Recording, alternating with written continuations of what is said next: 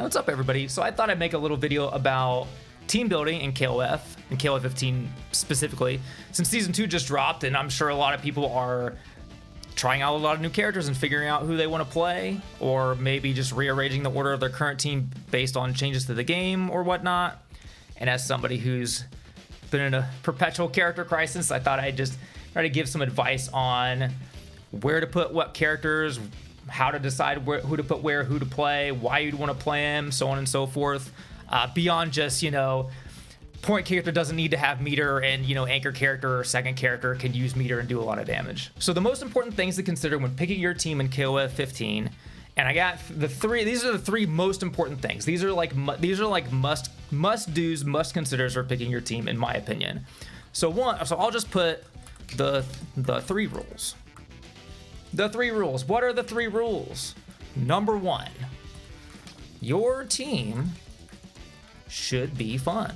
Your team should be fun for whatever reason that you think your team is fun. If you want to play the theoretical strongest team because you don't want to worry if you could be picking someone better, you just want to know that you're picking the theoretical best team and that your team is not the bottleneck, and you can just run with it, and you're never going to have a character crisis because you just know it's the best team, or you consider it the best team, you can go with that. If you want to play Shermie because she's got that thing, that's fine, you can do that. If you like Rock because you think Rock is cool, that's fine. If you are approaching the game from like an academic standpoint, like you just want to I want to learn KOF the proper way, so I'm just going to pick the most fundamental characters. I'm just going to play Iori Kyo and K-Dash, or I'm just going to play, Terry and Andy and whoever. I'm going to play the most, well-rounded and fundamental characters possible, and I'm not going to use any gimmicks. I'm going to learn the game properly. If that's what you want to do, that's cool. If you like playing, gimmicky characters, you want to do wild shit, and that's what you like to do. You want to play Ramon and Clark and whoever, that's fine too. It doesn't matter the reason you want to play the characters as long as it satisfies you, because if your team is not fun to play for you, you are not going to continue playing. You're not going to have fun. So I'm just going to put, for whatever reason, doesn't matter what the reason is, as long as they are fun. And that's really the only thing outside of gameplay that you really need to consider. It's all gameplay from here on out. So number two is, if you have characters that you may want to take a lot of risks with, or you may play loose with, or you may be more creative with, you want to put those characters on the front part of your team, first or second.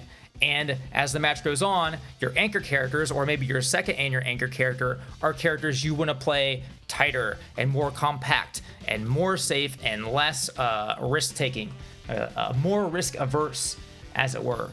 So we'll put risky characters early, and then we'll put safe characters later.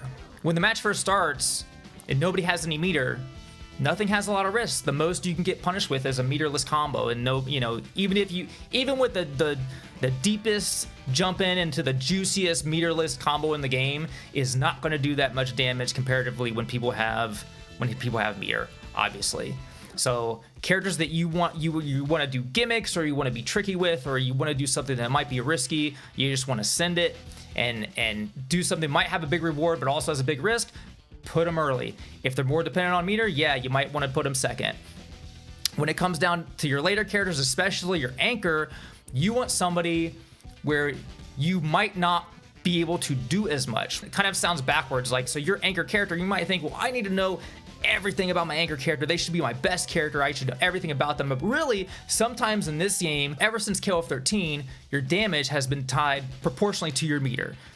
You have no meter, you do no damage. You have a lot of meter, you can do a lot of damage. The first round, especially the first 10-20 seconds of that round, when nobody has any meter, combos just don't do any damage. Like, this is all 15%, maybe 20% off a jump, and maybe a little bit. You're not going to get much, and then once people start getting EXs, it starts to ramp up. And then as in the later matches, KOF 13 people had HD mode. In this game, you have people with really strong 2-bar max modes, and everybody has a 3-bar max mode that at least does over 50%.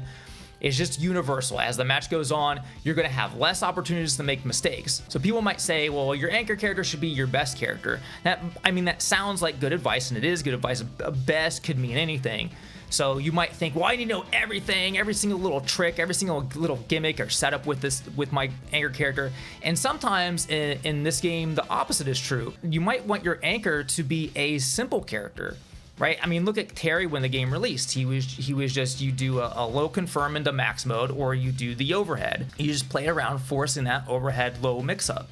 And it was really simple and really safe because the overhead was safe and it was really high reward. So it might end up that your anchor character is actually the one you do the least with. You might just be playing around, just landing, fishing for a certain hit confirm, or just forcing a certain mix up that's really safe or something along those lines, and not doing all these gimmicks and setups and all that, unless maybe you need to make a comeback and you need to take the risk. But ideally you don't want to have to do that. And then rule number 3, your anchor should be able to break defense. Now, there's other ways to put this, like your anchor character needs to be well-rounded because you might have to make a comeback and reverse OCB somebody to win, so you should be able to deal with a wide array of matchups, like every matchup in the game, because you might have to play against either point, middle, and anchor with one character. But really what it comes down to is this.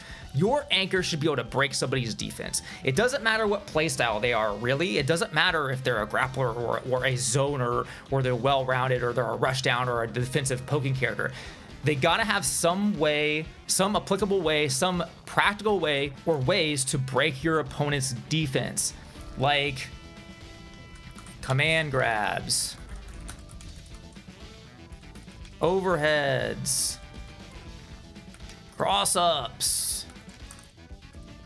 or guard breaks, right? So even if your character's all mid, you play someone like Yashiro, if you can force them to block a bunch of stuff, you can threaten a guard break with, doing a bunch of safe mids. Some way to come back. So, and most characters in the game have a pretty good ability to do this, but some it's tough. Now, King's a good example of this, of a character who doesn't have a lot of ways to break the opponent's defense, although she did just get a couple buffs. They gave her a cross-up, so I mean, you could land an ambiguous cross-up maybe, and she can do overhead in the climax, but she doesn't have that many setups for these things. It's still, she doesn't have a hop cross-up or anything super threatening. This thing, the threshold is 3 bars, and you can't hit confirm it, and it does less than 40%. It's not the most practical character to come back with, right? She could deal with any matchup for sure, but if your opponent has really good defense and you're trying to come back, especially against multiple characters, it's going to be really hard to land hits against them in neutral play, because you have to catch them, you have to get in, and then you have to somehow apply a mix-up, I mean, King gets you in the corner.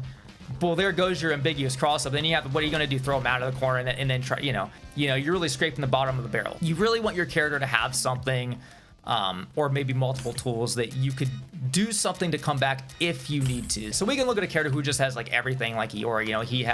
He has command grabs into damage. He has his hop cross up that you can break somebody's defense with, and he even has an overhead that probably everybody will block. But really, this is just the most important thing to consider for your anchor. You got to have some way to break somebody's defense, even if the matchup sucks. It's fine if the matchup sucks, as long as once you get in, or whatever you need to do to set up your win condition, you can apply a mix-up and do damage to your opponent if they want to be defensive. Now, let's put tips, things to consider. Play your anchor first. I don't care if you play Antonov and he really can't do that much stuff without meter. Play him first. The main thing is you just want to get playtime on them. Like I was saying before, the pace of the match speeds up as the game goes on. You do more and more damage. The last round, round 5 of a match could literally just be a 2-touch. That happens all the time. 2-touch, 3-touch, maybe 4-touch at worst. Even if you're winning every match, you don't get a lot of playtime. You might land just 2 or 3 hit confirms, and that's it. You don't get a lot of experience playing that character. So even though your anchor character, you should be playing the most tight and compact and not make mistakes and all these things, you're gonna have the least amount of playtime on them. So you gotta play them first just to get playtime on them. And if you really want to go in depth, you can play online training mode especially like I said, Antonov's a good example. You can play online training mode with meter, and you can just play around with like 5 bars. You get a buddy who can play with you, or get, go in Discord, in Discord fighter. Play a repeated set of just playing 5 bars versus 5 bars, anchor versus anchor, and play that over and over if you really want to get better with your anchor and anchor position, because there is something to be said. Playing Antonov on point is not the same thing as playing Antonov on anchor. Even if you get the max mode, the combos are all different if you're playing point versus anchor. But at least at the very least, switch around your order, and especially, I don't think it even really matters that much switching around your second, because you'll get some good playtime on your second too. But your anchor, you got to put games on them. You got to play them first just to get time on the character. Number 2, here's something maybe you didn't consider. Zoners can go second. They can go second. Why can they go second? So let's take the previous example of King. When you lose your first character, let's say you lost this is like worst case scenario, you lost your first character and you got perfected. You literally just got perfected. So you start the second round, you're down 1 character, and you and your opponent have 100% life. Well, if you just take it 1 round at a time, your opponent and you have equal life. So, and you don't start point blank with your character. You can play your zoning game. And as soon as you have the life lead, you can play your game. Albeit you're going to play it with more meter on the table. So every mistake is going to cost more. But, King has a invincible anti-air. Joe can do anti-air into super. So it goes both ways. If your opponent, if you get a life lead, you get 1 poke, and then you play defensively and your opponent does a bad jump, they're going to pay more for that bad jump than they normally would. And then also consider that the timer in KOF is it's not 60 real seconds, but it's much shorter than most modern games these days. You can time out people in KOF. I don't know, you can really run the clock. Everybody thinks about KOF as this rushdown game, especially in this game where you can't instant dash block. A lot of matches get into a stalemate situation. Nobody wants to commit. It's sometimes hard to get in on some of the pokes in this game. Team's got 1 stand CD, hard to get in on. She's got a good anti-air down C. She's got an invincible. This is an invincible anti-air. This is an invincible anti-air. So you can play defensive. You can run the clock. You just have to get into the mentality. If you are at a character deficit, you need to be able to slow the match down. A lot of people can't do that. It's hard to do. It's something I have a problem with doing it. Like if you get annihilated the first round, you might feel like, oh, I gotta play even harder. I gotta come back. I gotta make the comeback, and then you just make more mistakes and you just go further in the hole. So you gotta be, if you want to play a zoner second, you gotta be able to reset your mentality and say, okay, I can slow the match down. But the upsides of it, let's say you lose the first round, but you don't get perfected. You're fighting their second. You come in with full life. You're fighting their second character. Well, you already have a life lead. You're a zoner with a life lead. So again, even if you're at a character deficit, you have the life lead. If you can just slow yourself down and play your game, you are automatically playing at an advantage for a zoner when you start the second round. And then, of course, best case scenario, you win with your point character. You start fighting their second character. You can take a bunch of calculated risks with very little life, knowing that the best they can do is just take this much life off of your point character. They did their job. They did free damage, and then your zoner comes in and you still have control over the match. Don't just go and just assume that your zoning character has to go first. Another good thing to consider: what tools do you gain with meter? So some characters really gain valuable things when they have meter. Not just damage. Damage isn't really a tool. Let's use Athena for this example. Another zoning character. I think she's more of a runaway hit and run character in this game. She has EX Phoenix Arrow, which is safe against everybody but grapplers, and it's really annoying. And it leads to damage on hit into a setup, and it's really annoying to deal with. She also just got buffed. She has an EX teleport that's completely strike and ball, and it's also really hard to throw her out of it. It's really annoying to deal with. These are moves that you can use in neutral that let your character go into turbo mode, and you might want to have a surplus of meter to be able to use this stuff. Shune is another good example. His air dash buff, this air dash is really fast and really good. You might want to have some extra meter to be able to use that stuff in neutral. Ramon's a good example. EX drop kick, EX frick it, as I would say. This thing is gives you a big combo on counter hit, and it gives you a knockdown on normal hit, and it kind of doesn't have that much recovery, and a lot of times people are really going to get away with this thing. And then when it hits on counter hit, you get a big combo. Look at that. Look at all this. Look at all this. 45% to do a random move in neutral, right? You gotta have 1 bar to do that. So you might gain tools in neutral that you just normally wouldn't have. But don't take it too literally. You do have to judge the effectiveness of this stuff. So using Kyoin as an example, Kyo gains something, his EX command grab, that he normally doesn't have a command grab. He only has this command grab when he has meter. But this is all you get from it, right? So this isn't super core to Kyo's game plan. You don't need this. You don't ever need to do this command grab.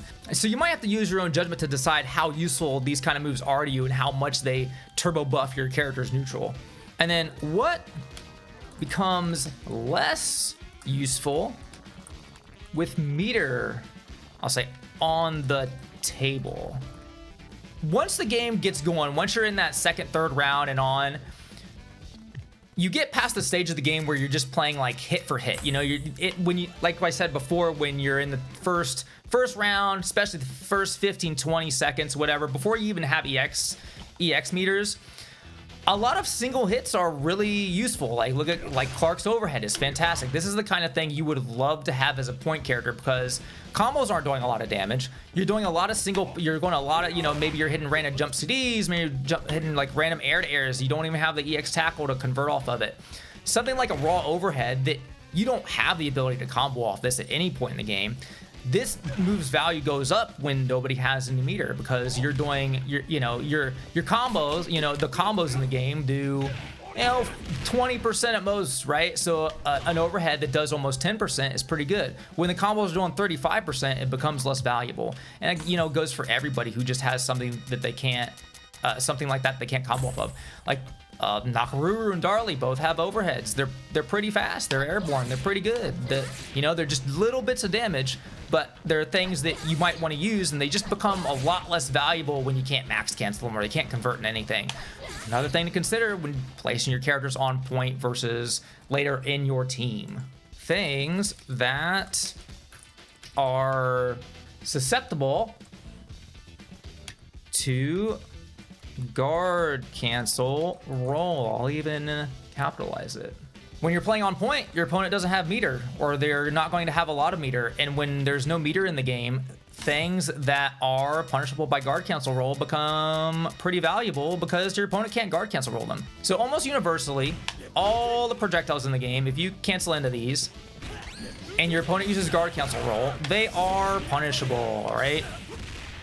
So if you're playing a character on point before anybody has any meter, you don't have to worry about that. So I'll just use Rock as an example. Everybody's seen this kind of pressure. When they block that fireball, you look up in the left-hand corner, see that little blue plus sign? Rock's advantage on block. This might be something that you want to use as Rock. You want to freely use this fireball pressure and be at advantage, and then keep, pressuring your opponent. Well, if they have guard cancel roll, you really can't just rely on this stuff, because if you're predictable, you can get punished, right?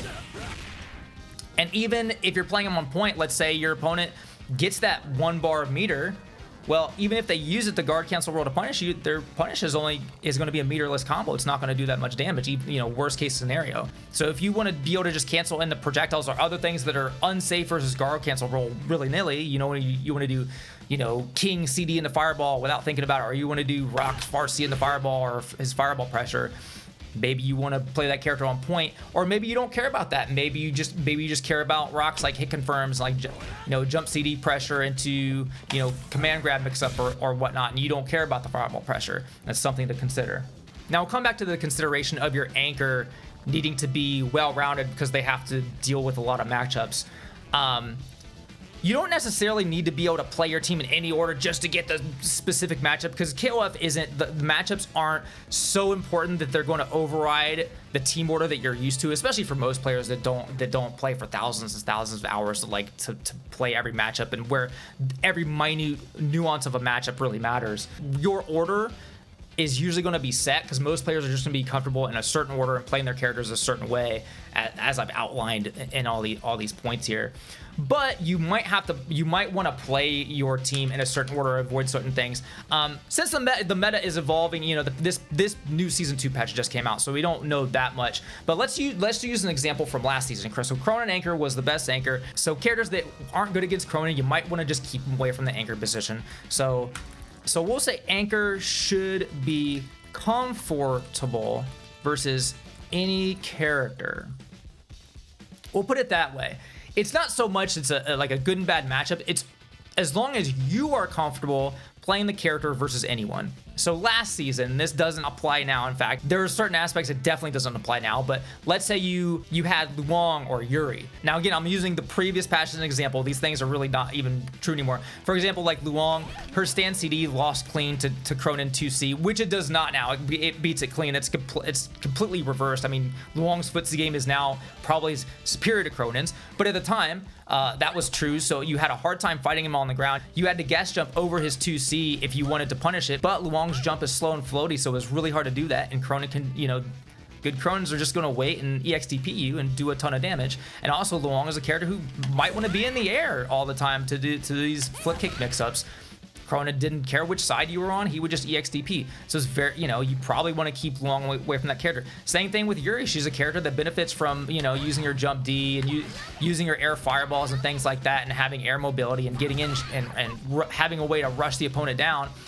She was going to have a hard time versus that character. Her you know, her range is pretty short, so she could, you know, she didn't have a lot of options. Maybe you could sweep his 2C, but his 2C lands, he gets a full combo. This lands, you just don't get anything. So as season 2 goes on, and you know, we start to see which characters are the most common in the anchor position, you might want to keep characters that are not so good against those characters out of the anchor position. And if you're going to worry about this, I would only worry about this for the anchor versus anchor situation. I wouldn't worry about it in any other scenario. Like if you have, like, let's say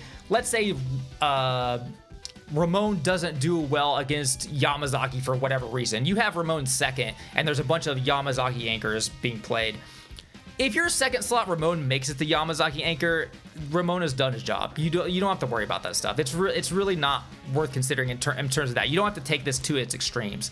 And even in the same slot, like point versus point, middle versus middle, it doesn't matter that much. If you lose that match, you have the safety net of the rest of your characters, the rest of your team to fall back on, so it's not that big of a deal. And then lastly, a couple mistakes that I see people make when deciding their team order. Not really mistakes, but like things that they consider that sounds like it might be important but really isn't. We'll say common pitfalls, I guess. It's a little things that like non-issues that you might think are an issue. We'll say, how do I word this? They do a lot of damage with meter. Someone has said this. People have said this or typed this many times. This character does a lot of damage with meter. I'm going to put him second or last. Everybody does a lot of damage with meter. The more meter you have, meter is damage in KOF15, and it has been ever since KOF13. So if you have two characters and one character's max mode combo does 65% and the other character's 3-bar max mode does 55%, you're like, oh, well, this one does 65%. I'm going to put them on anchor. That 10% damage does not matter anywhere close to as much as all these other things. How applicable, how easy it is, how practical it is to land that damage. Everybody does a lot of damage with 3 bars. Everybody does at least over 50% with 3 bars. And yeah, some characters do a significant amount more with the same amount of meter, but that alone isn't, all these other things matter infinitely more than just these numbers. Your team is not a math problem. Don't worry so much about the damage. Worry about the play style and how you're going to get that damage and how you're going to play the character in the match for the situation that you're in. And then lastly, adhering too closely to the meta. I almost spelled that wrong. Too closely to the meta. Now, season 2 just came out, so we don't know the real meta, whatever it is, if you care about that sort of thing. So I'll just use something from last season as an example. Let's say you play Yashiro, and you play Yashiro on Anchor. Well, if you watched top player replays, most of the time you saw him on point. Like 95% of the time, if you saw Yashiro, he was on point. And you watch these matches, you might think, well, shoot, I'm doing this wrong. I'm playing on Anchor. I should be playing them on point. They're playing them on point. They're the best players. They're trying their hardest to win. They're picking the best teams. So this is obviously the way to go. Well, but part of the reason you didn't see any of those top players play Yashiro on Anchor is because Cronin existed. Cronin had the Anchor slot locked down. There was no choice in who you played Anchor because Cronin was the only choice if you were playing the meta. So unless you're playing Cronin, the rule of playing Yashiro first doesn't apply to you, because you can't skip the steps, right? You already broke the first rule of playing the meta. You're not playing Cronin. You can't go to the next. You can't go to step 2. It's like, okay, well, who do I put in my first 2 slots? Well, I have Yashiro and this other character. Well, Yashiro is good on point. I'll play him on point. You can't ignore the first step. So once you're not playing Cronin, those rules don't apply to you. So if your team is like King, Robert, Yashiro, 99% of players, if you ask them, hey, what team order should I have? They're going to tell you to put Yashiro on Anchor on that team. Anybody who plays the game is just go, yeah, Yashiro is your Anchor on that team, obviously. So, I mean, that might sound obvious, but some people would see this sort of thing. The Cool on point was really common for a while, and then a lot of top players, they moved Yashiro to point and put Kula second because they thought Yashiro was good against Kula, and a lot of people played Kula. If you're not adhering that tight to the meta, don't invest too heavily in the specifics of what you're seeing top players play if they're not playing your exact team. And let's just go over what makes a good point middle anchor, what to look for. I mean, most of this stuff is pretty self-explanatory, and I'm sure you've heard it all before, but it doesn't hurt to have it in here. So point character, what makes a good point character? Not reliant on meter. Duh. We all know that. You don't need meter to play them. Whatever their game plan is, you can apply it effectively without meter. We've already gone over this. What is that game plan? We can say for like a more offensive character, a grappler, rushdown character, whatnot. Repeatable offense. Say hard knockdowns, pressure. Right? I mean, it doesn't have to be a hard knockdown, but like let's look at Clark's a great example, right? Like every time he grabs you, he gets a hard knockdown. He can just get in your face and start mixing you up, right? He doesn't need meter to do this stuff, right? Even if he lands something like this, not a hard knockdown, he still gets right back up in your face. So it doesn't have to be a hard knockdown. It just has to be something that allows you another opportunity to get in on your opponent, and right where he gets hard knockdowns without meter, you can put him anywhere. This is one of the reasons he's good on point. You get in, and then he has all these mix-up options. He can command throw your opponent and do damage, mix him up, another hard knockdown, gets in, so on and so forth. Okay, so then what if you don't play a rushdown character? What if you play like a zoning character? Well, or control sets the pace of the match. Zoning, poking. Right? It doesn't have to be like a fireball DP or whatever, but obviously, like King can play her game plan without meter, right? She has a good jump CD. This is actually a good kind of defensive air to air or something like this. Down C is pretty good air to air. Throw fireball, zone, poke, right? But it doesn't even need to be like a character with a projectile. It can be like Benimaru. That's a good example. He doesn't, he has an EX projectile, but he's not a zoner. But you got neutral jump D to keep him out. He's got a dragon punch. The Raijin has a lot of active frames to keep him out. These things can be very annoying in neutral. He has this, he can do this and check dashes. Now he can hit confirm it if you're sharp. So, and poking with stand D, like so on and so forth.